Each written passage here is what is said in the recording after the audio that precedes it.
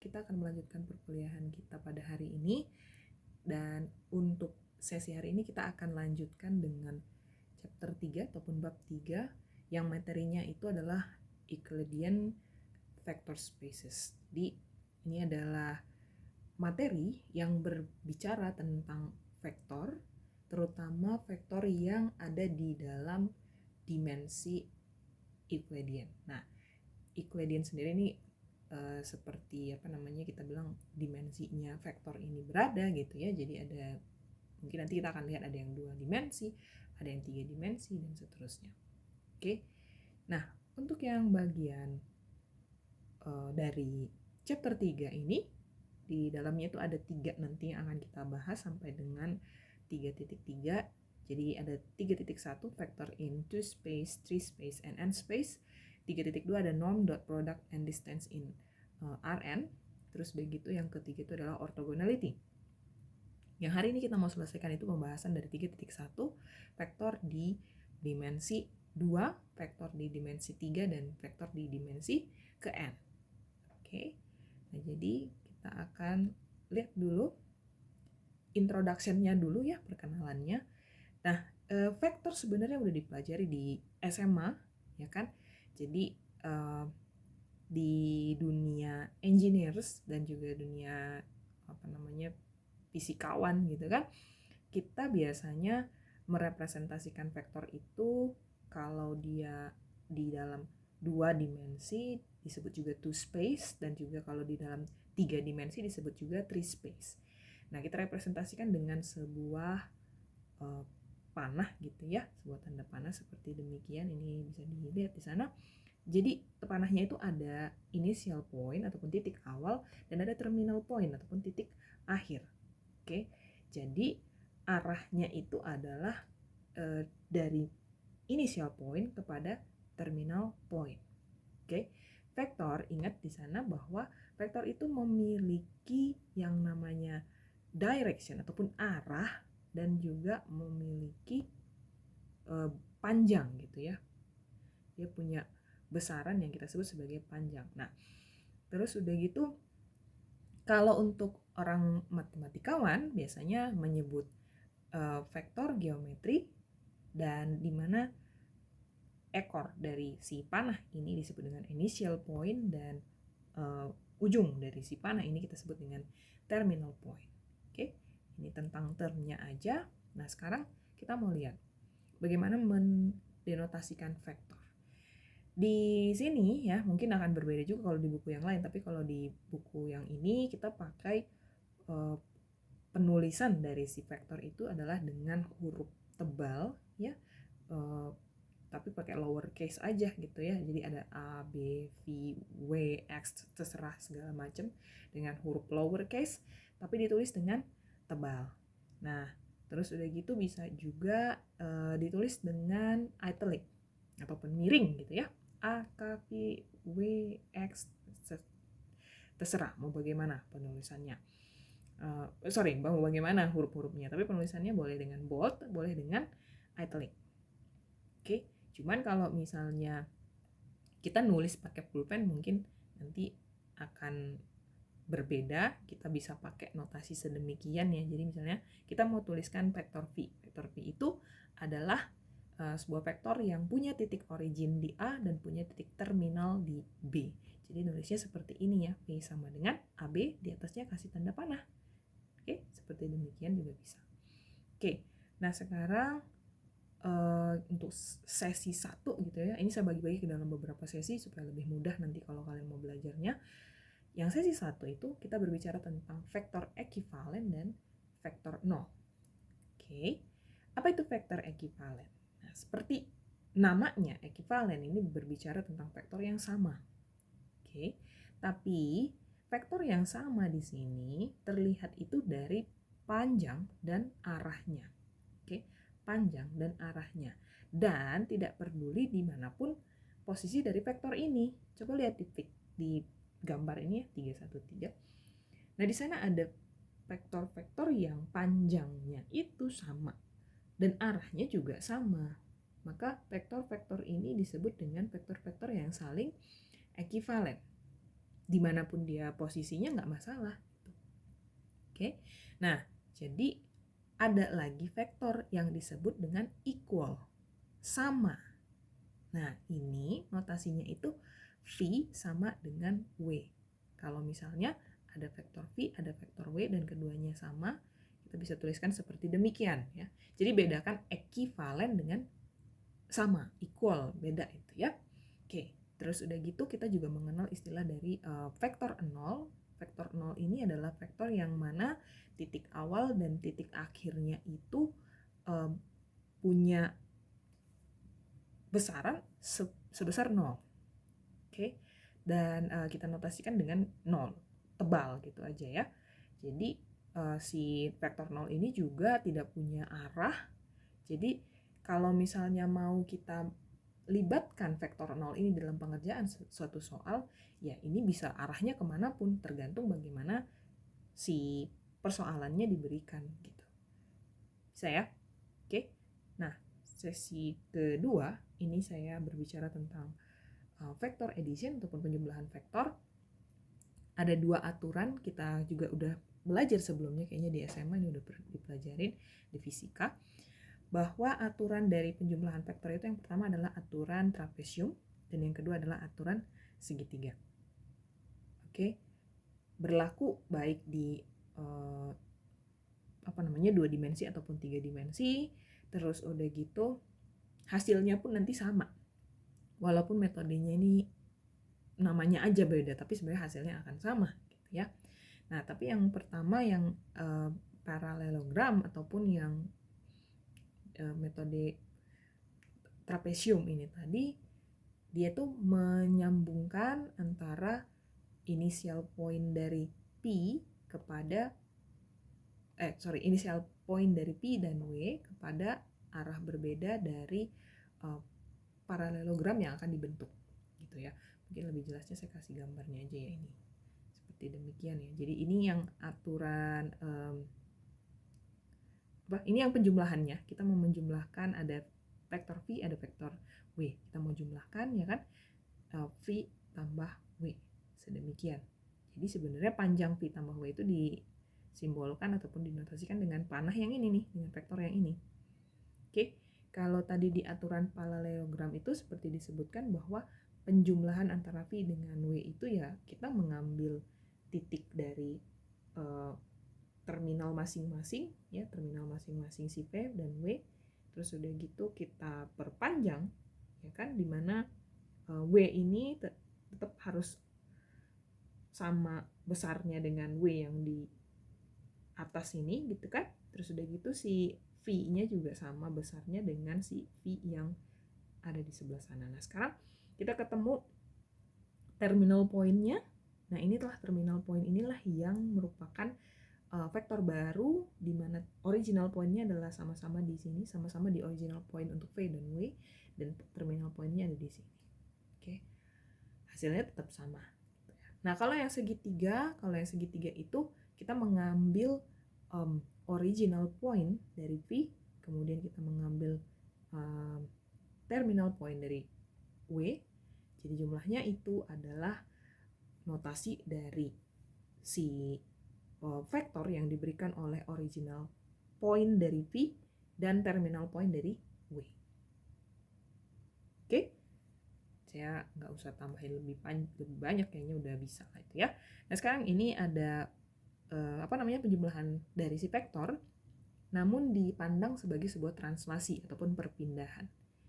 Nah, kalau kita lihat di sini ada penjumlahan ya dari vektor V dan vektor W, di mana vektor V itu terlihat di sini bahwa terminal point dari P tambah W itu adalah hasil dari terminal point dari P yang dipindahkan searah W, oke, yang dipindahkan searah W di sini dengan jarak yang sama dengan panjang dari si W. Oke, seperti demikian ya. Terus yang satunya lagi itu adalah bahwa terminal point dari P tambah W, oke, ini yang gambar B ya. terminal point dari P tambah W itu dihasilkan dari terminal point dari W yang ditranslasikan searah dengan V dengan jarak yang sama dengan panjang si V. Oke.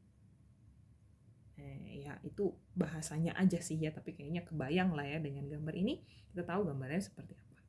Oke. Nah, sesi kedua ini adalah pengurangan dari vektor. Pengurangan dari vektor ini sendiri kita kenal dulu yang namanya negatif dari vektor. Negatif dari vektor itu dinotasikan dengan negatif V seperti demikian ya. Jadi kalau menegatifkan vektor V, maka berikan tanda minus di depannya, di mana ini artinya adalah vektor ini memiliki panjang yang sama dengan V, namun arahnya saling beroposit, saling berlawanan gitu ya. Nah, jadi kalau untuk pengurangan dari suatu vektor itu bisa diartikan sebagai berikut, bahwa kalau ada vektor W dikurang vektor V, maka ini akan sama dengan vektor W yang dijumlahkan dengan negatif dari vektor V. Oke. Nah, ini tadi ya terlihat bahwa kalau misalnya ada vektor V arahnya ke arah sana, berarti negasi V itu arahnya ke sininya, kebalikannya gitu.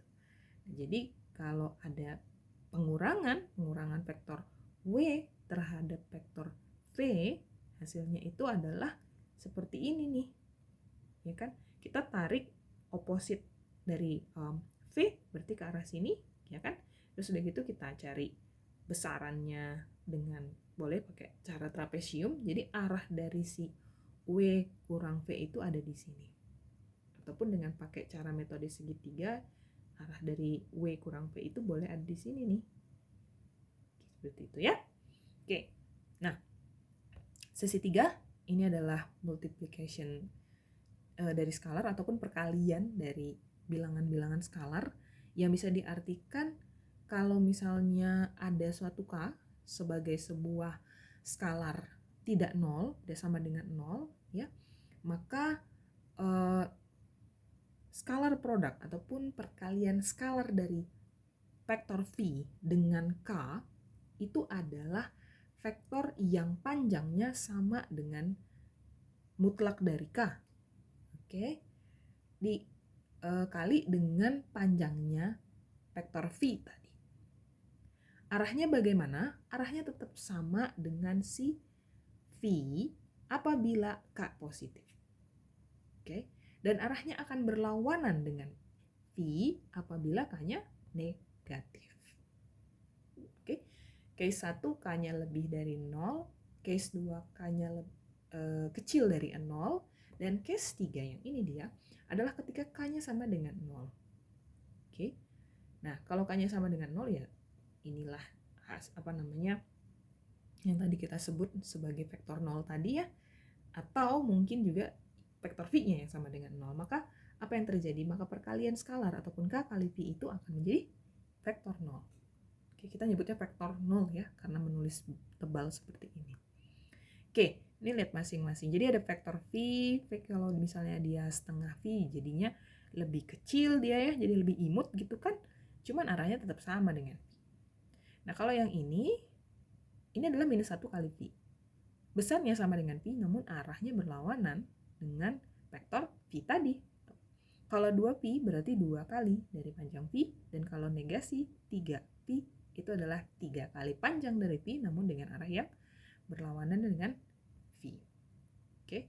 Dan untuk seterusnya kita nggak menulis kayak gini ya, minus 1 kali V. Kita menulisnya cukup seperti demikian, minus V. Oke. Nah, yang keempat, ini berbicara tentang paralel dan kolinear vectors. Kalau yang istilah untuk paralel sendiri, kita kenal kayak garis itu kan dia punya arah yang sama gitu ya. Oke, hampir sama dengan term tersebut kita juga bisa gunakan di vektor. Oke, cuman sebelumnya saya kenalkan dulu dengan istilah kolinear. Nah, kolinear ini jika misalkan ada sebuah vektor ya. Dan vektor tersebut merupakan suatu hasil perkalian skalar dari vektor yang lainnya. Jadi bisa terlihat bahwa vektornya itu terletak pada satu garis yang sama. Seperti demikian. Oke, maka dikatakan kedua vektor tersebut adalah kolinear. Oke, ini adalah vektor V, lalu ada vektor KV. Mereka berada pada satu garis yang sama. Mereka saling overlap atau saling bertindih ya, nyebutnya saling bertindih. So V dan KV dinyatakan sebagai vektor yang saling kolinear. Oke. Nah, terus udah gitu ada muncul istilah bahwa tapi kan kalau misalnya vektor yang paralel itu mirip dengan seperti term yang tadi diberikan. Nah, sebenarnya enggak. Kalau yang paralel itu ya ketika punya mungkin saya pakai kalimat ini lebih mudah ya. Jadi ketika kita mentranslasikan suatu vektor, ya kan, seperti di gambar yang ini, kita translasikan, kita pindahkan vektornya, maka vektor V dengan vektor KV ini saling paralel. Nah, saling paralel, namun sebutannya bukan kolinear. Kolinear tadi kan harus bertumpu pada satu ruas garis yang sama gitu ya. Nah, tapi kemudian ada kayak semacam permasalahan linguistik, permasalahan penggunaan bahasa di dalamnya, karena mentranslasikan suatu vektor itu tidak mengubah vektor tersebut. Nah, jadi kalau demikian adanya, ada satu kesepakatan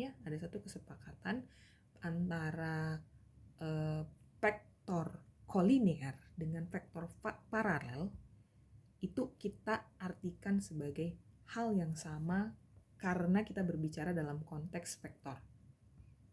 Oke? Karena berbicara dalam konteks vektor, kita artikan kolinear dengan paralel sebagai istilah yang sama. Oke? Nah, bagaimana dengan vektor 0? Vektor 0 ini tidak punya arah, ya, bukan tidak punya arah sih sebenarnya, tidak punya arah yang bisa ditentukan, mungkin lebih tepat seperti itu. Jadi kita akan anggap saja bahwa vektor 0 itu paralel terhadap setiap vektor. Oke, kalau misalnya ada saat-saat kita pengen melibatkan penggunaan vektor 0 di dalamnya, maka kita anggap saja si vektor 0 itu paralel terhadap semua vektor. Oke? Nah, kita ke session 5. Kalau gitu, session 5 ini berbicara tentang penjumlahan dari 3 ataupun lebih vektor. Oke? Penjumlahan dari 3 atau lebih vektor, di sini kita kenal ada hukum asosiatif, ya. Hukum asosiatif itu kalau kamu punya 3 vektor U, V, dan W, maka penjumlahan dari U tambah dalam kurung V tambah W itu sama dengan penjumlahan dari U tambah V dalam kurung I tambah W. Jadi mindahin tanda kurung aja ya. Oke, aturan dari asosiatif kan gitu kan, pindahin tanda kurung. Nah, terus udah gitu masih berlaku juga aturan yang tadi ya, dari tip to tail ataupun dari terminal kepada origin. Oke, aturannya masih sama seperti demikian juga seperti tadi disebutkan di yang sebelumnya. Nah, kalau di sini bisa dilihat ya, misalnya nih yang gambar A, ada vektor U, ada vektor V, ada vektor W. Nah, kalau untuk vektor U tambah V, kita bisa buat garis sedemikian, kita bisa buat vektor sedemikian. Dan kalau untuk vektor V tambah W, garisnya sedemikian. Sekarang pertanyaannya, kalau misalnya tiga-tiganya gimana? Kalau misalnya tiga-tiganya kita bisa ngambil titik origin dari U, terus kita ambil yang titik terminal dari W. Jadi seperti demikian. Nah, inilah notasi dari U tambah V tambah W. Dan karena asosiatif tadi, tanda kurung ini boleh ditukar-tukar, gitu, jadi sama aja. Oke. Nah, kalau misalnya seperti ini bagaimana pula gitu kan? U tambah V tambah W tambah X. Just the same. Kamu punya origin U, kamu punya V, kamu punya W, dan kamu punya X. So, terminal dari si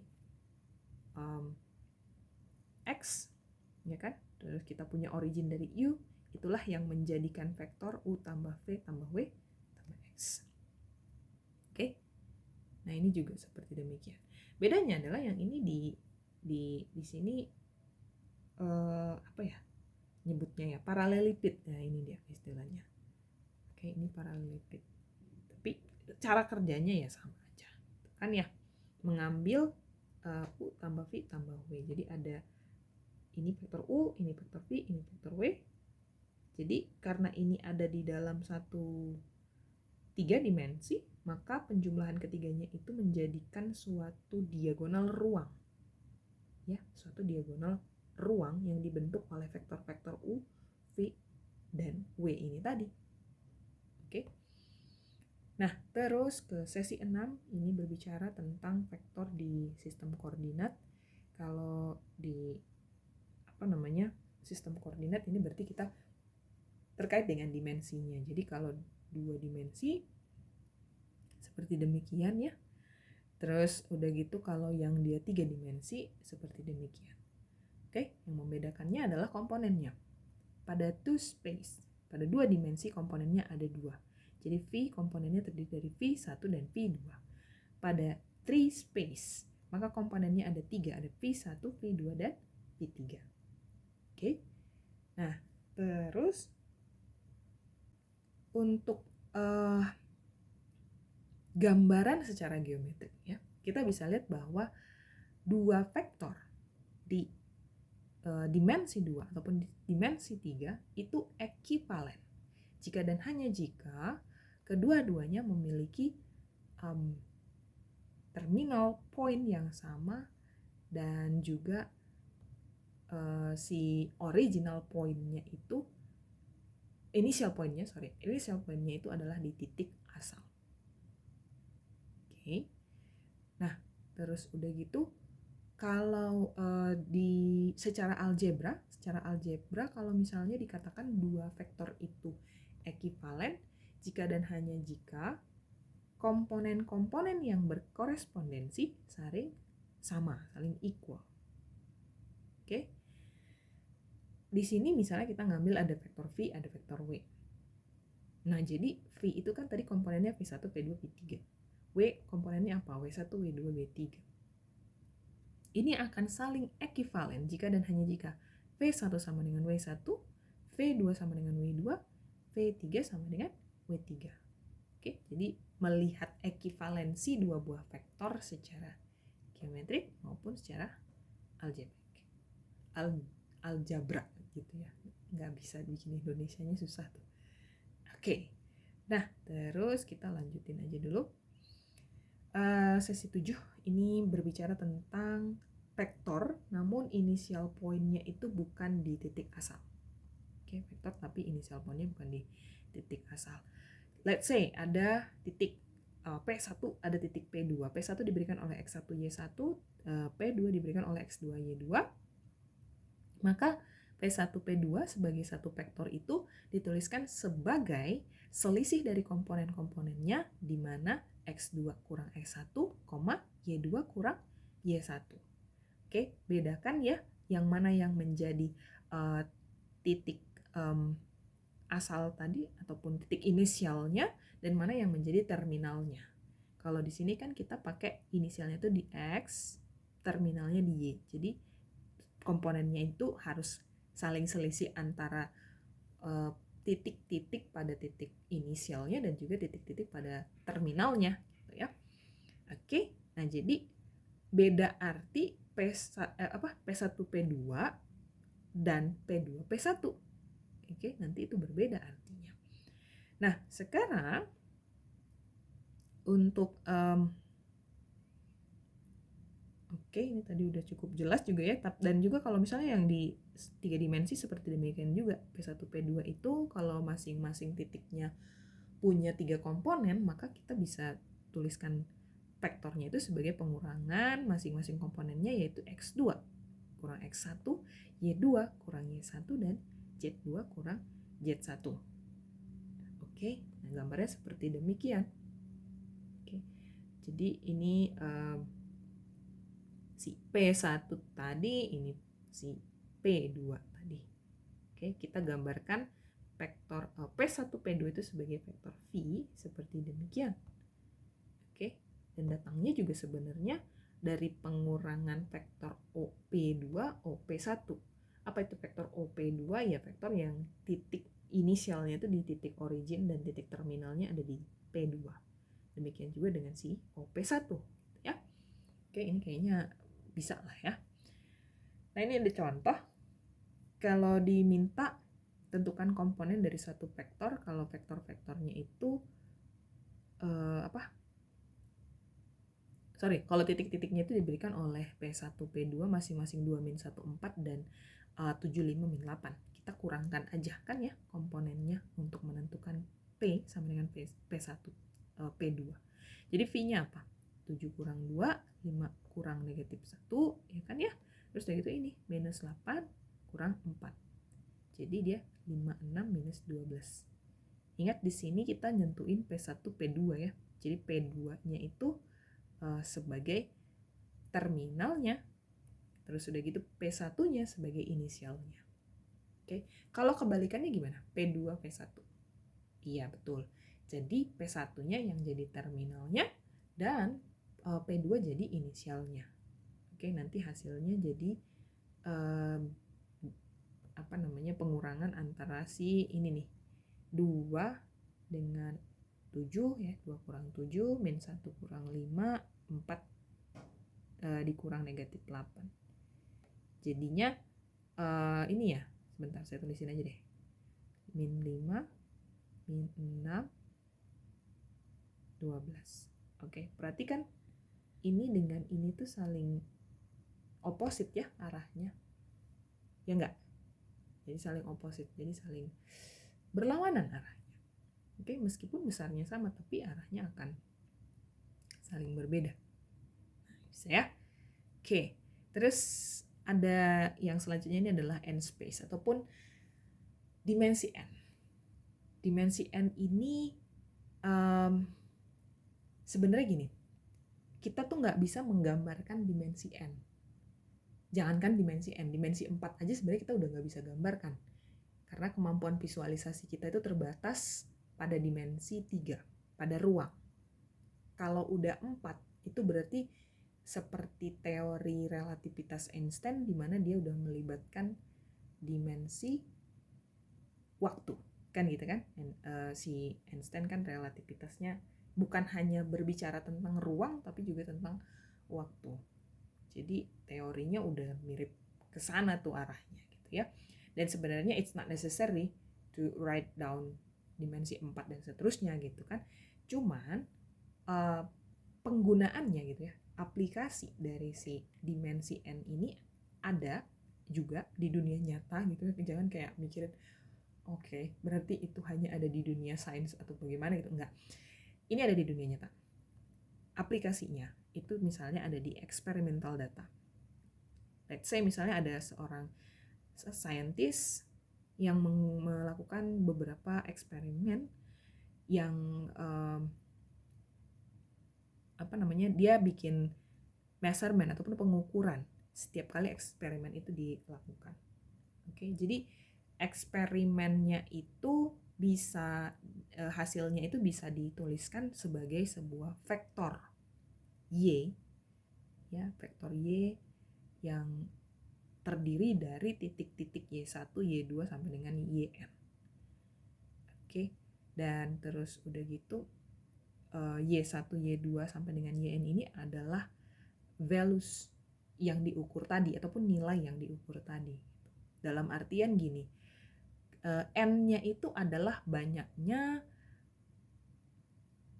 measurement ataupun pengukuran numerik yang dilakukan pada performance ini tadi, pada si eksperimen ini tadi gitu. Bisa juga di storage dan warehousing.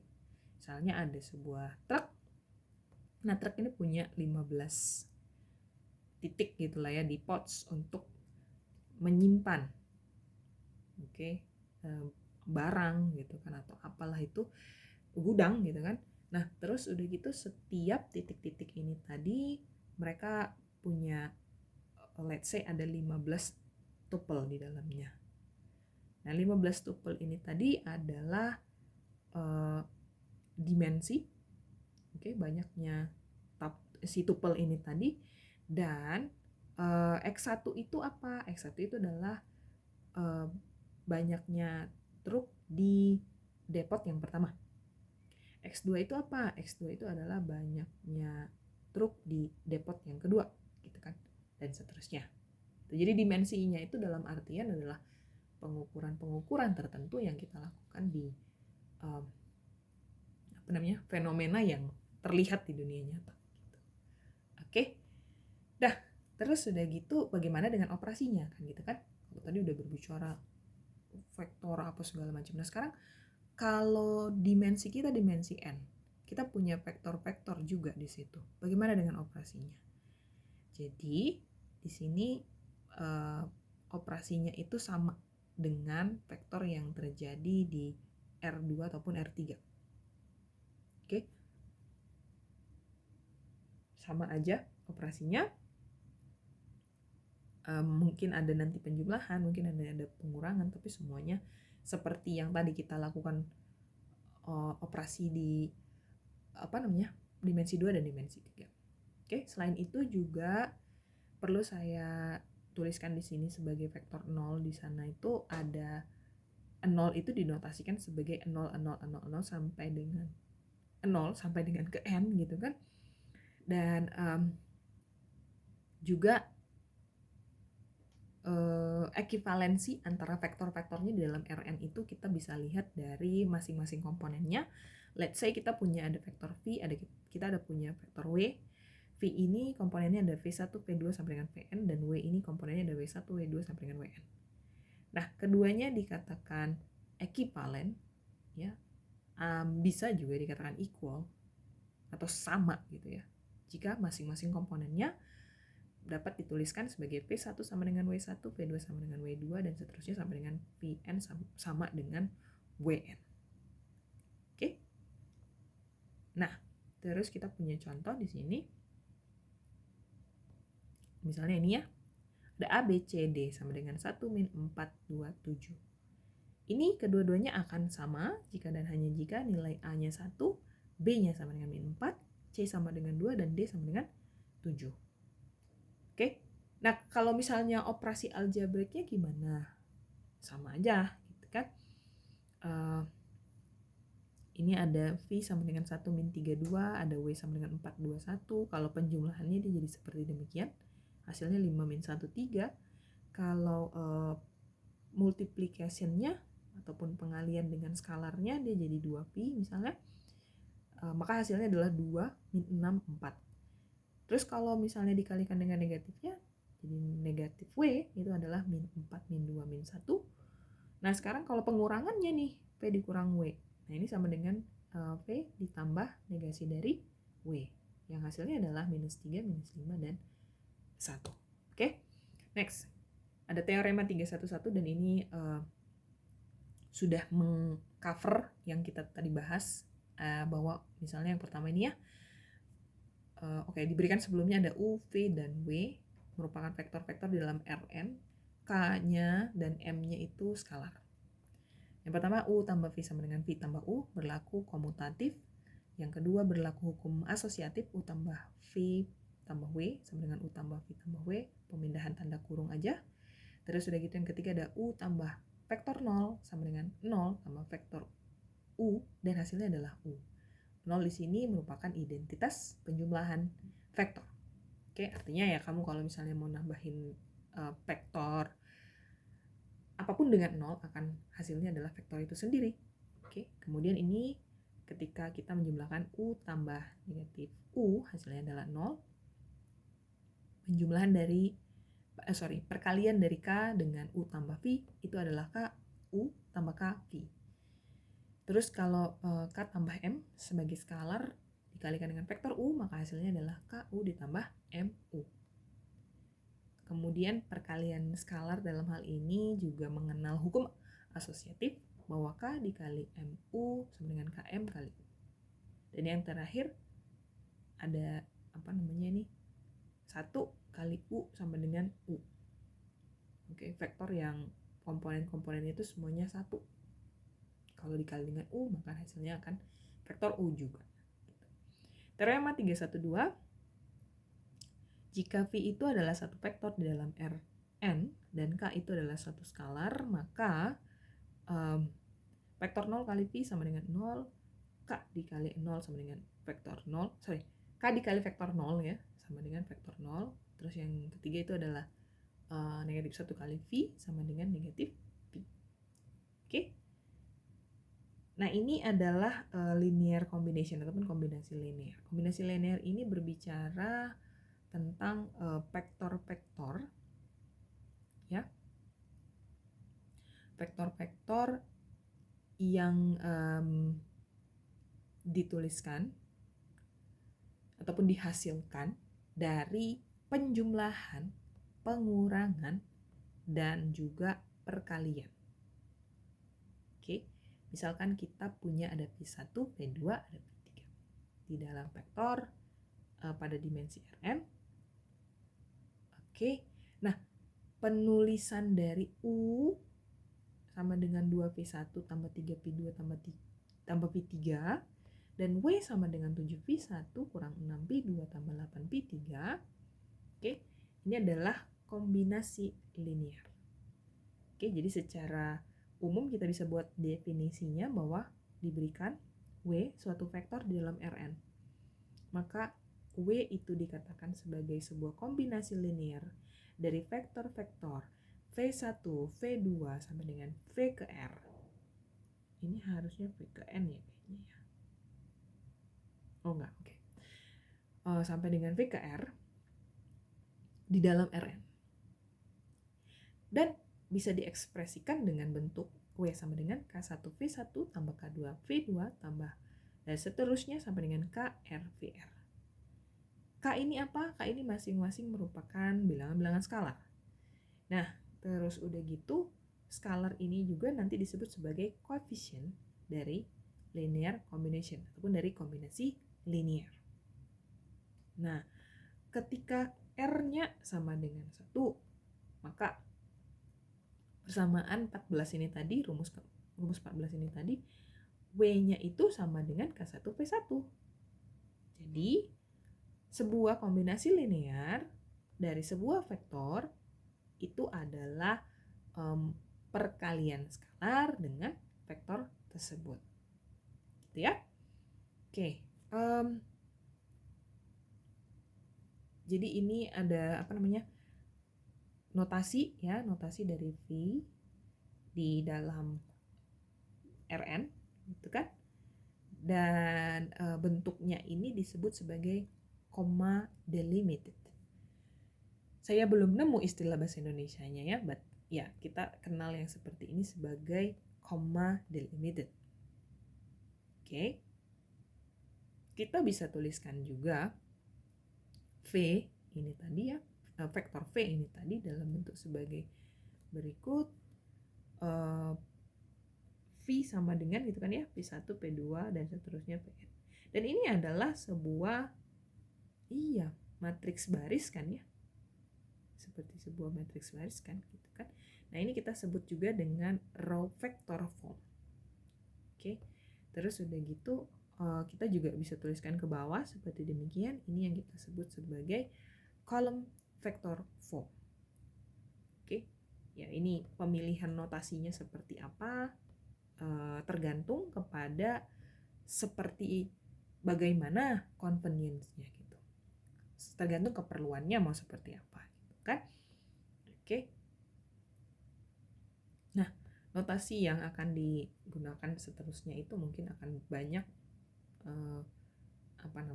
kita temukan itu khususnya di buku pustaka utama kita Itu adalah yang 15, 16, dan 17.